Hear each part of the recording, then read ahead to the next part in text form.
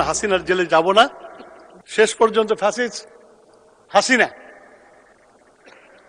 একটা মামলা দিয়ে, যেটাতে আমি হাইকোর্টে খালাস পেয়ে গেছিলাম, সেটাকে আবার পুনর্জীবিত করে হাইকোর্টে নিয়ে এসে আমাকে 9 বছর জেল দিয়েছিল 22 সালে। তারপর দেশ ত্যাগ করে চলে গেছিলাম, কারণ হাসিনার জেলে যাব না।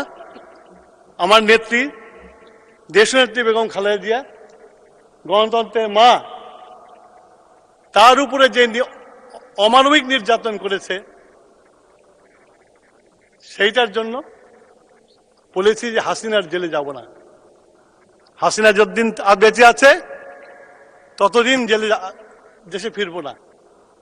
আল্লাহর কাছে হাজার শুকুর,